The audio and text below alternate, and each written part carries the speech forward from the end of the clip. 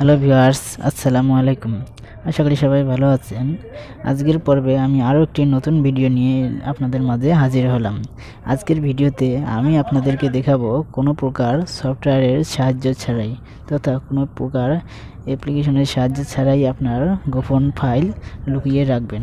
অর্থাৎ অনেক সময় আমাদের মেমোরিতে অনেক প্রয়োজনীয় গোপন ফাইল থাকতে পারে, যেমন পিকচারও হতে পারে বা কোনো গোপনীয় ফাইলও হতে পারে।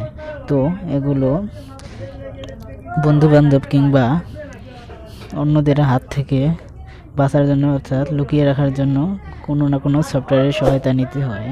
তো আমি আপনাদেরকে দেখাবো কীভাবে কোনো সফটওয়্যার ছাড়াই আপনার এই গোপন ফাইলগুলো লক করে রাখবেন অর্থাৎ হাইড করে রাখবেন। তো কাজটি করার জন্য প্রথমে আপনাকে আপনার ফাইল ম্যানেজারে প্রবেশ করতে হবে। তো ফাইল ম্যানেজারে প্রবেশ করার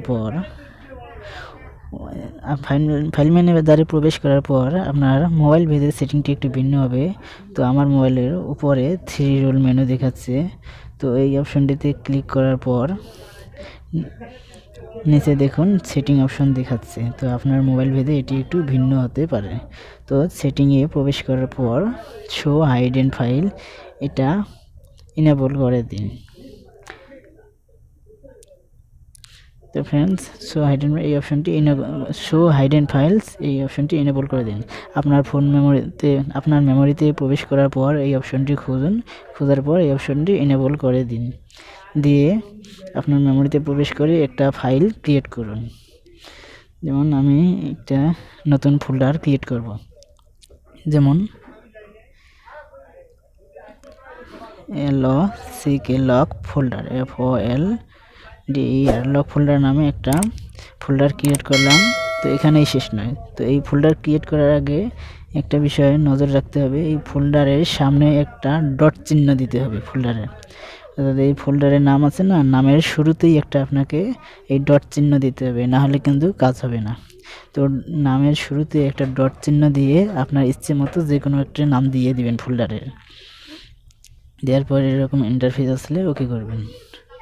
তো দেখুন ওই লক ফোল্ডারটিও সবার উপরে দেখাচ্ছে, সামনে একটা ডট চিহ্ন আছে, এটা সতর্কতার সাথে দেখবেন। তো এখন আপনি যে ফাইল বা কিছু গোপন হাইড করতে চান বা লক করে রাখতে চান সেটি ওই ফোল্ডারে নিয়ে যেতে হবে আপনাকে। যেমন আমি এই 3টা স্ক্রিনশট লুকিয়ে রাখবো অর্থাৎ লক করে রাখবো। তো এই জন্য পরে কপি থেকে এসডি কার্ড থেকে ওই লক ফোল্ডার অপশনটি দেখাচ্ছে। তো এই লক ফোল্ডার অপশনে এখানে দিয়ে পেস্ট করুন। তো দেখুন লক ফোল্ডারে এই ফাইলগুলো পেস্ট হয়েছে। এখন এই ফোল্ডারটা আমরা লক করব অর্থাৎ হাইড করব। তো কিভাবে করবেন? এখন সেম হাইড করার জন্য মেনুতে প্রবেশ করতে হবে। মেনুতে প্রবেশ করার পর সেটিংয়ে গিয়ে শো হিডেন ফাইল নামক অপশনটি ডিসেবল করে দিতে হবে।